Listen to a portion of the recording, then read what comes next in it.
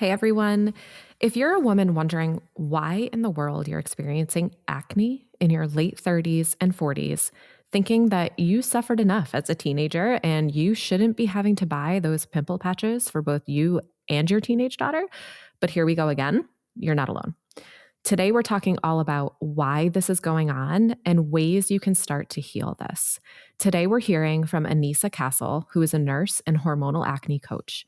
She herself struggled with acne in adolescence and was prescribed birth control by her dermatologist and OBGYN to quote unquote fix heavy periods and acne when she was young. When she decided to go off birth control years ago, she didn't expect to develop terrible cystic acne, but she did. After struggling to find a solution to heal her skin, she realized there was deeper level healing that needed to take place as her acne was a sign of internal imbalances. In her own journey of healing and happiness, she quit her nursing job to help women struggling with acne to find their root cause and get lasting healing. She created a personalized program to take the guesswork out of acne, where she helps women get lasting results through lifestyle and diet modifications. Knowing what clear skin has done for her confidence, she feels so empowered knowing what she needs to do for lasting results. And she feels so fortunate to be helping women achieve the same thing. She was tired of being part of a healthcare system that wasn't truly providing prevention and healing, and is so grateful to now be working with amazing women where she can take the time to truly create a personalized approach to get to the root cause and find long-lasting healing for clearer skin and improved health overall. So tune in to hear how to start healing your skin. Welcome to the Lifestyle PA podcast, where we talk about all things women's health and lifestyle to help you become the healthiest and happiest version of yourself. Awesome. All right. Thank you so much, Anisa, for joining us today. I am so excited to talk to you and hear more about your story and your recommendations for your glowing skin. Thank you so much. I'm so happy to be here on this podcast and share about my story and chat with you a little bit more on these topics. Yeah, thank you. So, why don't you go ahead and tell us kind of just a little bit more about your personal journey and kind of how you came to do what you're doing today? Yeah, that's great. So, I struggled with acne for as long as I can remember, and I was recommended birth control by my gynecologist. So, I went on that at a young age, and then being a nurse myself, when I got to be many years ago, I was learning more about the negative impacts of birth control and really wanted to just step into my like feminine energy. So I decided to go off birth control and I was really excited. But then I got terrible cystic acne and it was just like the spiral that was terrible. So along that process, I've learned so much about acne and seen my own practitioners. So I created a program for women to basically condense the years of experience and struggle into like a 3-month program. So that's kind of how, sorry. Yeah, no. So, you kind of navigated this on your own, like through your own personal experience, it sounds like, in your own research. Yeah, definitely. So being a nurse, I have that like clinical background and the knowledge of how processes in the body work. And that's kind of when I started to think about there being the root cause and that deeper level healing that I needed. And then going through my own program and working with naturopathic doctors and getting more learning and education on acne in particular. Yeah, it's just like the process that I've kind of become more of an expert in this area. That's amazing. And I feel like fortunately we're in a time where we're starting to see a shift where women are appreciating like, oh, I can't just add another medication to cover that up. I should really explore kind of what's causing it. And unfortunately, I think it's still, how it is with our standard healthcare system where most providers, it's just easier to say, like, here, take this medication that will regulate your hormones for you, but it's actually masking things. So that's incredible that you actually took your own experience and put like all your time and energy into figuring out the science behind it and actually addressing the root cause. Because one of the reasons I asked you to speak today is, I specialize in perimenopause, so especially women over 35. And as you know, they go through this drastic hormonal shift and it can last for a decade. And other than the classic symptoms of like night sweats, mood changes, terrible sleep, gaining weight, midlife hormonal acne is a real problem for them. Like in their mid 40s, women will be like, why do I have it? Doesn't even have to be as severe like you had like cystic acne, but they may have pimples pop up and they're like, it's like I'm in high school again. Like, what is happening? Yeah. So it really truly is an important part because having clear skin, it makes you feel confident. Like it's not vain. And honestly, it's a sign from your body telling you, like, hey, something's going on here that you need to Yes. address. I love that you just said that because I was just wanting to mention today how acne showing up on your skin is almost the last sign in your body that something is really going on.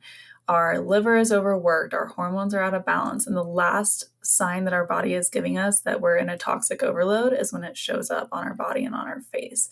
So that is such a great point. I'm almost appreciative, I am at this point, that acne is what my body struggled and how that showed up for me because I get to see it. I get direct feedback, and that means, okay, I really need to work on those processes going on internally. So I think that's such a great point to bring up.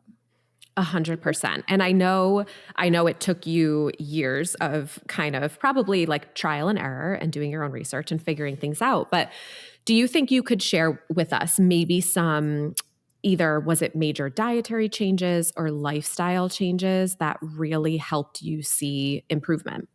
Yeah, absolutely. I would say once I finally understood what was going on with the root causes, then everything just made sense. I feel like I was fighting myself beforehand. So, for instance, I was going to high intensity workouts, not eating beforehand, and then I was having a coffee afterwards when I was running my errands, and then didn't come home and eat breakfast until maybe like 11 a.m. after my workout. So now I understand how that was problematic in so many ways. So I would say really focusing on quality sleep. I really ignored that and thought, oh, my 6 hours of sleep, like it's okay. But really getting your circadian rhythm regulated and getting adequate sleep is so important for so many processes in the body and ultimately for the skin. So I would say focusing more on sleep, getting higher protein meals, and working a lot on blood sugar balance. So getting protein, fat, and fiber in every meal. I actually got my own continuous glucose monitor a little while ago just to track that because I'm more interested in any things that might have been spiking my blood sugar or anything like that. So I would say between the sleep, blood sugar control, and just and really embracing the vegan diet that I've been on. So, trying to aim for 30 fiber sources per week and really getting that diversity in my diet to help every aspect of my health.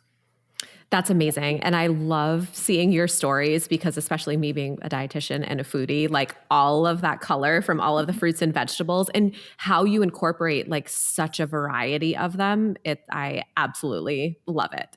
And I mean, right, with those fiber antioxidants, like that is powerful to take that inflammation down. And I feel like with, the hormonal shifts, even with women who have PCOS or atypical forms of PCOS, controlling those blood sugars is really powerful. And you can see such improvement alone with just doing that, to your point, with like high protein and high fiber and things like that. And Absolutely. Yeah, I yeah, think, acne is the diabetes 2 of the skin, they say, or, PCOS kind of being that, blood sugar control regulation, really important in that, and I really do wanna mention here that if you have been told that you have PCOS by your practitioner and you've been told to go back on birth control after that, this is a syndrome that is very common to be told that you have. I was told that I had PCOS after coming off birth control. There's a lot of different resources and information on that, but really, it's not your fate and it doesn't mean that you truly have PCOS. So just be cautious if that's something that you're being told right off the bat when you come off birth control, if you're experiencing a dysregulated cycle, missing period, or acne, because that was my situation, but I'm not struggling with PCOS anymore. So I just want to like give hope to people that might be in that situation, that that does not have to be your reality, and that might not be the right diagnosis for you.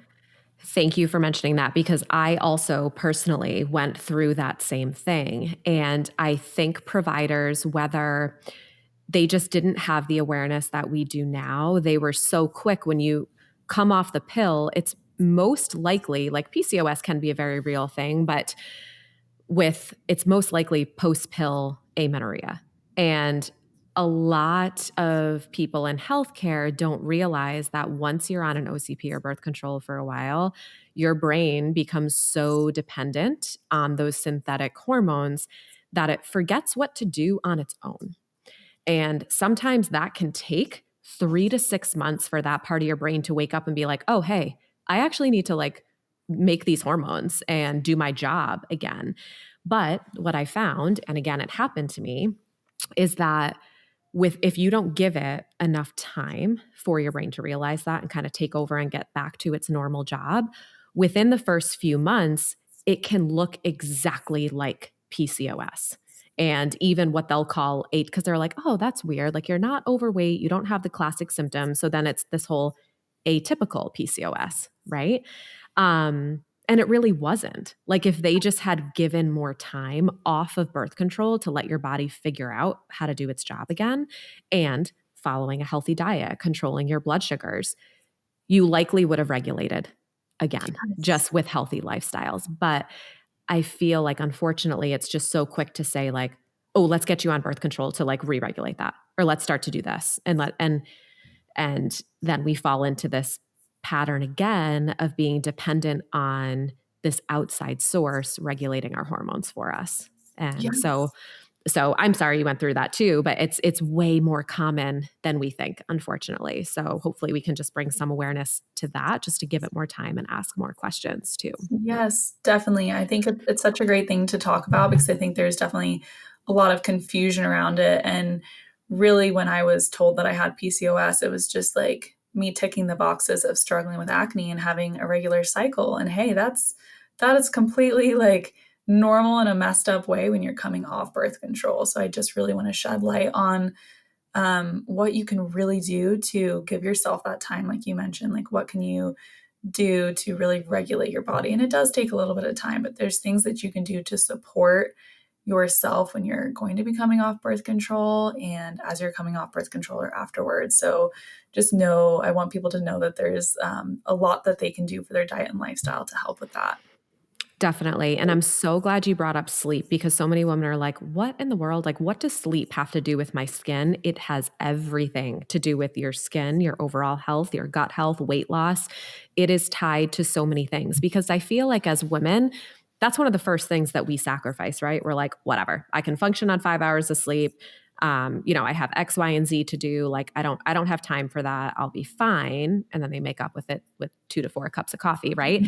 But Yeah. when we're not getting, we have substantial evidence now that shows when women aren't getting that 7 to 9 hours, and in midlife, it really is closer to that minimum of 8 hour ish mark. Um, so many hormonal changes take place, with the top key ones being your cortisol is elevated, right? And that not only promotes fat storage, it's linked to higher blood sugars. And then that directly affects our hunger and satiety hormones. So then we get cravings. So then we reach for the refined sugars, which is inflammatory and not great for our blood sugars and our skin. So just all of these changes that it's one of those things that because we can't see because it's going on inside of us, we really can't appreciate until we make the effort of being consistent with, okay, let's try it out. Like, let's try to make 7 to 8 hours consistently work. And that alone has such positive outcomes. Yes, I'm so glad that you kind of mentioned this topic because I was the same exact way. I really minimized the importance of sleep in my life, being a nurse, working on the shift, getting up early, and having some mornings be later, and then the mornings I worked early. So, what I really work with on my clients is like routines and habit building, and how can we really shift your night and your whole sleep routine and that whole experience so that it's something that becomes a ritual and something that you can really maintain because it is such an important thing. And I think once you start to understand how connected all these topics that we are talking about are, then getting improved sleep and working on your nervous system regulation and working on your diet and some of these lifestyle factors, it's all so connected. And the more that you're able to kind of put into these areas, then just the larger payoff and improvements you'll see in your overall health and definitely your skin as well. For sure. For sure.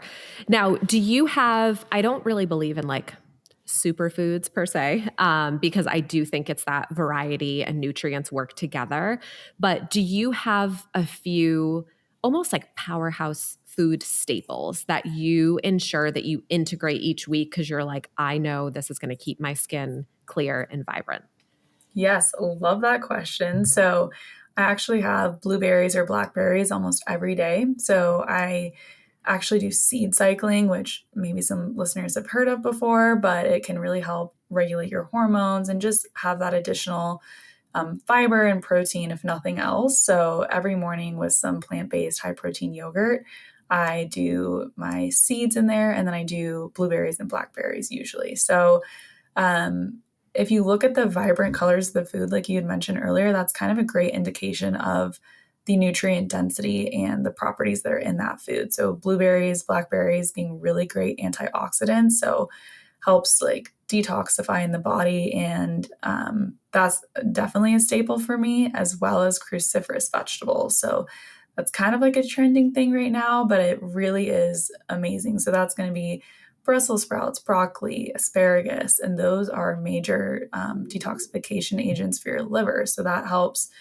process excess hormones and other environmental toxins that we deal with. So not only do I love those foods, but I absolutely make sure to incorporate them every week.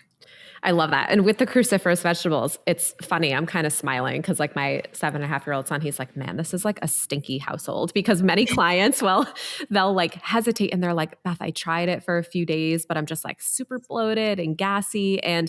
But you just kind of, it's just like anything else. You have to stick with it for a little bit because that's a good thing. Like your gut, you're replenishing it with this really good bacteria and you're feeding that bacteria, like the prebiotic form, to keep that gut flora super healthy, which we know directly influences your immune system and your skin health and your weight and things like that. Yeah. So I definitely just urge clients and our listeners to kind of give it more time. Like, don't just because you get bloated or gassy the first couple of times, it doesn't mean you can't tolerate it. It's actually a good thing. Like your gut is working to break that down and you will get used to it for sure. Um, so I know probably half of our listeners maybe are like, what in the world is seed cycling? So can you tell us a little bit about that? Yeah, absolutely. So seed cycling might not have any heavy research backing it, but at the very least, it has a lot of anecdotal evidence from women online and even myself. So what this is consuming flaxseed and pumpkin seed from the first day of your period up until your ovulation. And then you switch over to sesame and sunflower seeds from your ovulation to the first day of your next period. And there's a lot of zinc and phytonutrients and molecules in these seeds that actually help excrete excess estrogen and help kind of balance your estrogen throughout the cycle. And it's pretty crazy to me because I'm really science based. I like, to see the research and really have my evidence and my processes backed in science. But this is one thing that I started doing when I wasn't getting my period after I got off hormonal birth control.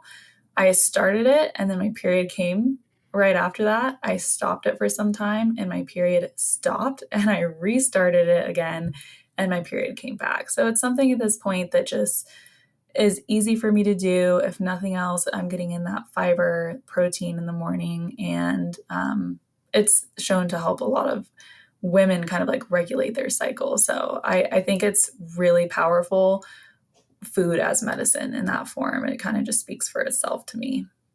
That's pretty incredible. And I'm science based too. I'm with you, like as a PA and dietitian.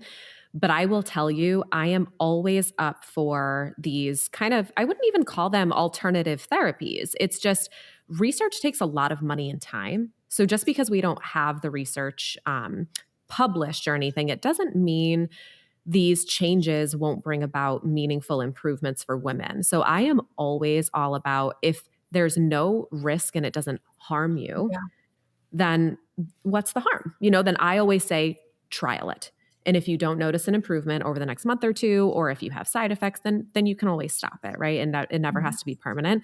But you're definitely not the only one. I've heard positive things from seed cycling. And I love it in general just because it ensures you're getting a variety of those nutrients anyway, right? So Yeah. it's just an easy way to kind of have that on a monthly basis. That's great. Yeah, it's been such an awesome thing to incorporate, and I really love that you mentioned, there's really no risk associated with it. You're just adding different seeds to your diet, so it's not anything that's gonna hurt you, so if it can help, then why not try it?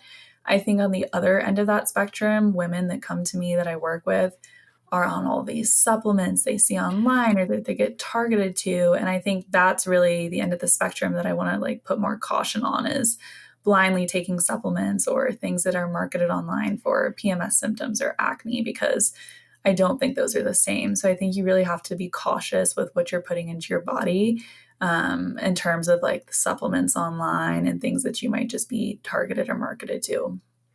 Absolutely. I think we are so flooded with just advertising and marketing for supplements, and so many people just don't realize they are not regulated in the US.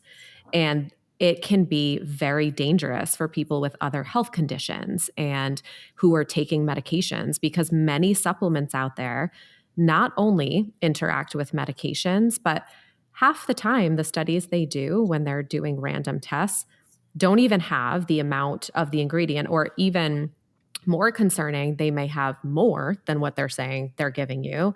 And it can have trace contaminants and the quality can be decreased. So I am with you on that. I think that messaging needs to be more clear about the quality. And it's honestly one of the reasons, because again, as a dietitian, I'm always about food first, but I do think there are times and places for supplements where they can be beneficial, but you have to be careful of which ones and which company you're going with. And it's the only reason that I've partnered with Thorne. Like, they work with the US Olympic team. They go under, you want to look for third party testing Yes. and a couple of different third party testing companies to ensure that.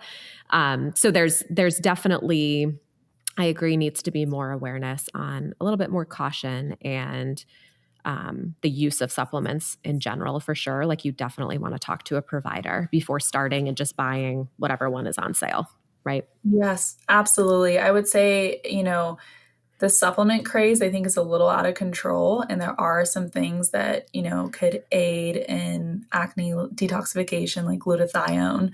But these are things that definitely you should talk to a provider about. I would say the basic thing that you should do, though, is make sure you're going to your practitioner and just getting your B12, your vitamin D, like the basic things checked. So that's kind of what I recommend for my clients and anyone starting or struggling with acne is the best thing that you can do is just get those, your basic level vitamins going and make sure that your nutrient levels are okay because that can really increase acne if for instance your B12 is out of whack. So that's one thing that you can do is just make sure you're getting that checkup with your primary care provider.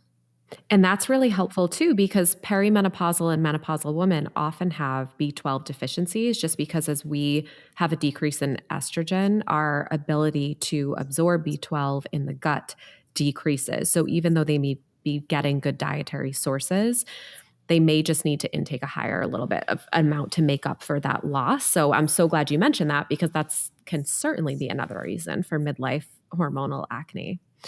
Yeah. Um, Now, Anisa, in addition to those so amazing lifestyle and dietary changes, now were there, and you don't have to mention like certain companies, but were there certain types of topical products that you found that were helpful too?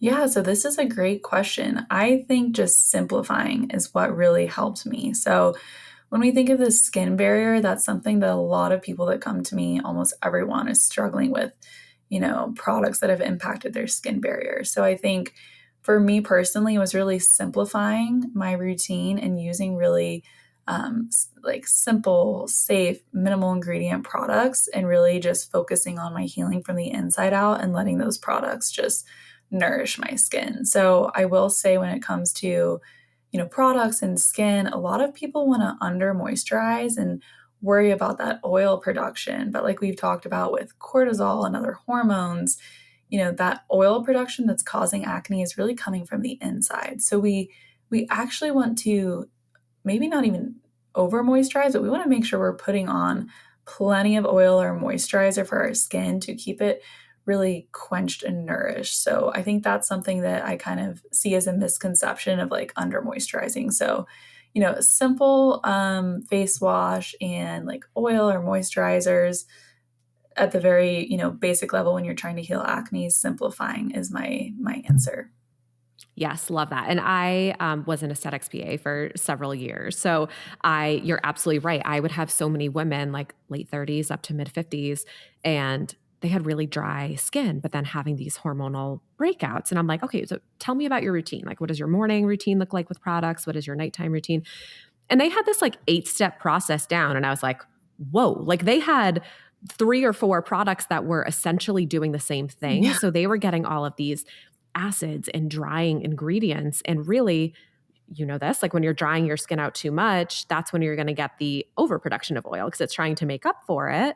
And one Mhm. of the things that triggers acne for sure. So the company that I worked for probably hated me because I wasn't selling a lot of products. But I'm like, listen, I'm going to get you down to 3 products because also, like for women, you don't need, like what you were saying, like keep it simple. Your skin Mhm. loves simple, and everyone's skin is a little bit different. So it's definitely worth talking to someone about for sure. But I'm with you, like a simple cleanser, a really good serum, depending on your needs, like whether it's like a vitamin C for brightening or some sort of antioxidant serum, and then a really good quality medical grade moisturizer can work wonders. And sunscreen, of course. So maybe four, maybe Yes. four. Wear your sunscreen. Exactly. But yeah, like it doesn't have to be complicated. So it can literally just be 3 to 4 things and give it a couple weeks of consistent use, and you will really see good changes in your skin for sure. Yeah. So I'm glad you mentioned that. Yeah, absolutely. I think simplifying, and my clients love that too. They love being able to just realize that their skin feels the best when they actually simplify that routine. And then once we get some acne healing going, and for me in my journey now, I do use vitamin C and like niacinamide and that kind of color correcting serum. So I do add in that now. But yeah, it's maybe just do less, and you'll be surprised at how much that can really help your skin. A lot of this is back to basics, right? Like I'm talking diet, lifestyle, skin. I feel like we're just on this search for quick fixes and we end up like taking all of these things that we don't need. And our body's going to show us and react in a negative way to that, where it's just like, if you develop these simple habits, simple routine, basic things, that's actually what your body's craving and what's going to work. It's just sticking with it, which is why we talk about mindset and things like and behavior change and things like that. So absolutely.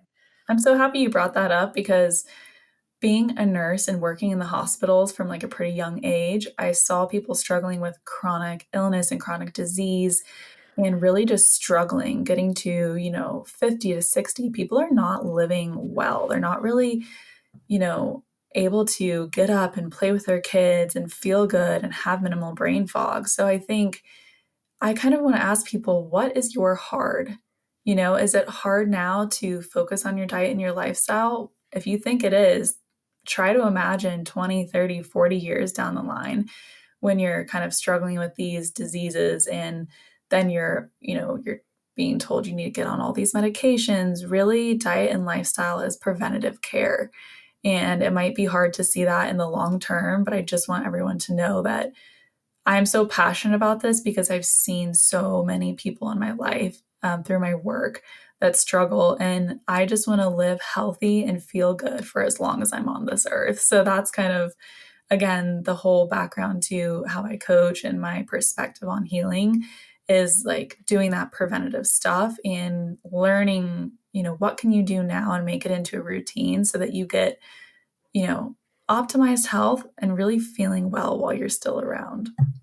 1000%. And, years ago, like when I worked in critical care, so the medical ICU, I share your same perspective because it was terrifying. Like I was on the opposite end, right? So seeing these young, and I'm talking like late 40s, early 50s, when they should have, that's only half their life, is what it should have been.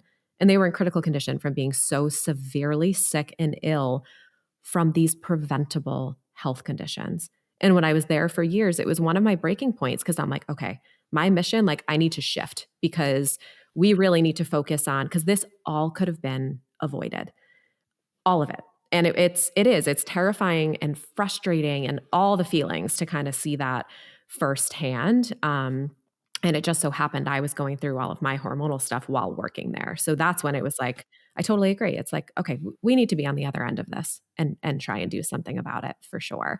And to your point too, I've even stopped. I'm like, let's not even call it like aiming for longevity. Like, let's just aim for quality of health. Because if you're living till you're 85 or 90, but you're in poor health and you're in assisted living and with uncontrolled diabetes and have had a heart attack, that's not the quality of life or health we're looking for here. Right. So it's really just that healthy lifestyle. And so you're able to move with your grandkids and do the things that you love for as long as possible without those health limitations. Yeah, I'm really happy you mentioned that because it kind of sparks for me when clients come to me feeling like they are living a really healthy lifestyle, they feel like they're doing everything that they should be doing for their skin.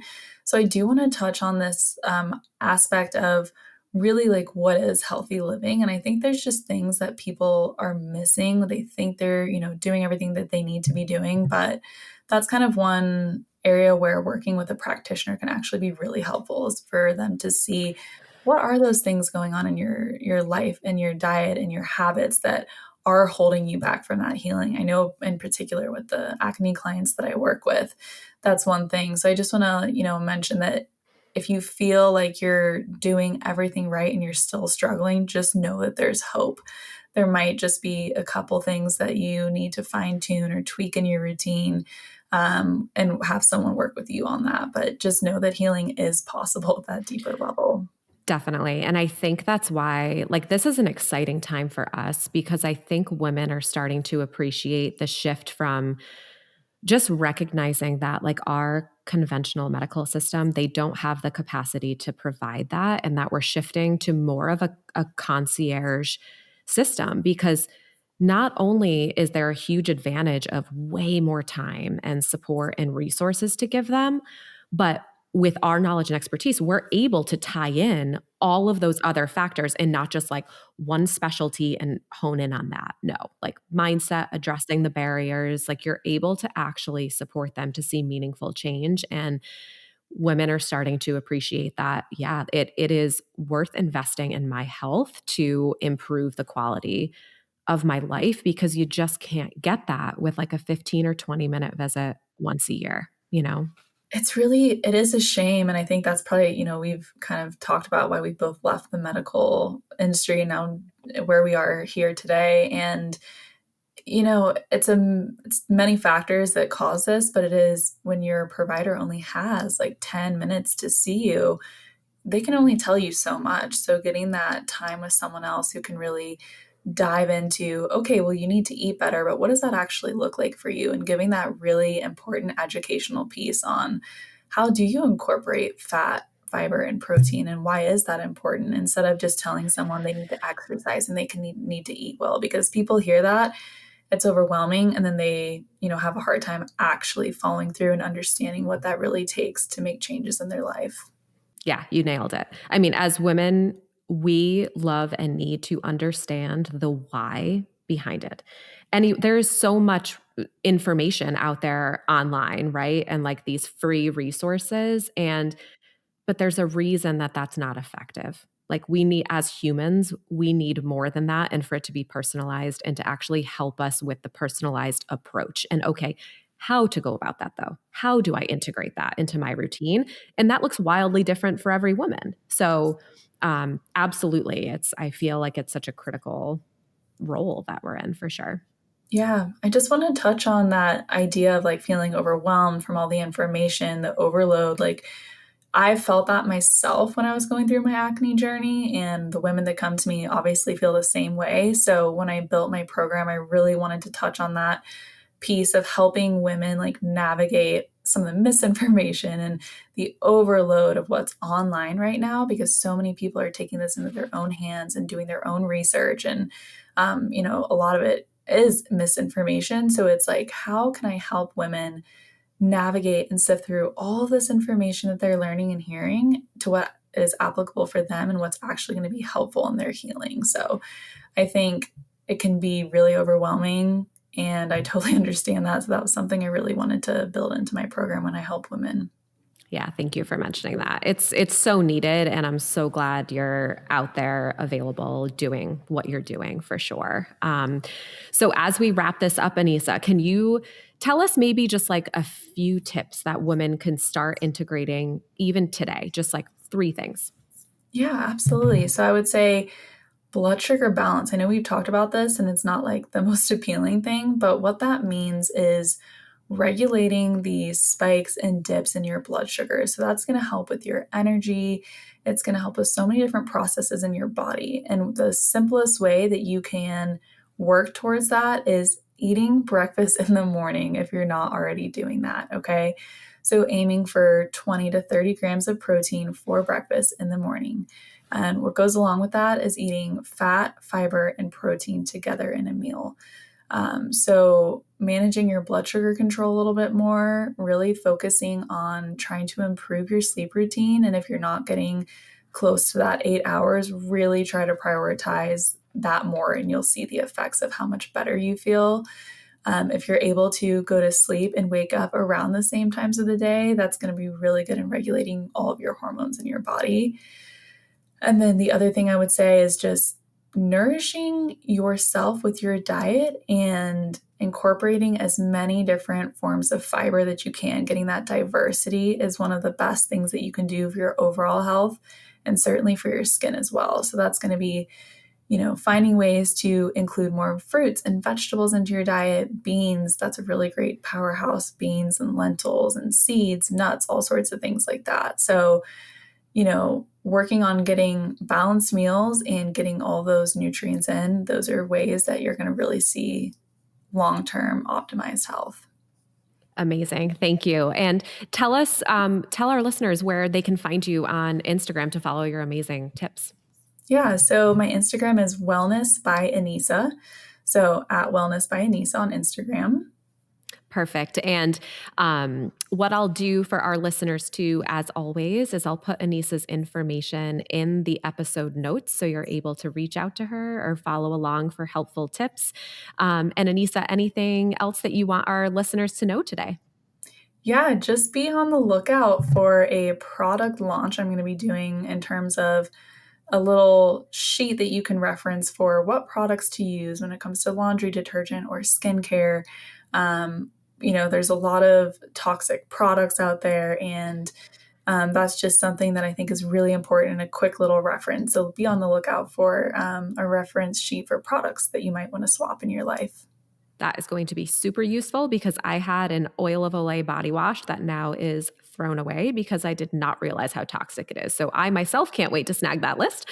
Um, and thank you so, so much for coming on today. This was such a great conversation. And again, for the listeners, I will put Anisa's information in the episode notes to reach out to her. And thanks so much for listening. Thank you, Beth. This is such a stimulating conversation. I love talking about this stuff. Yeah. Thanks, Anisa. If you're ready to invest in yourself to become the healthiest and happiest version of you, head over to my website, thelifestylepa.org, to learn more about my 3-month lifestyle program, where I offer a very personalized, whole-body approach to optimize your health. In addition to your 1-hour initial consultation, we have 30-minute bi-weekly Zoom visits. You receive my 45-page lifestyle handbook, lab work interpretation, unlimited communication and support through a secure messaging platform, 3 months of meal plans tailored to your needs, and guidance on mastering the 6 pillars of lifelong health: nutrition, movement, sleep, stress management, positive psychology, and social connections. I can't wait to connect with you and help you to truly optimize your health once and for all.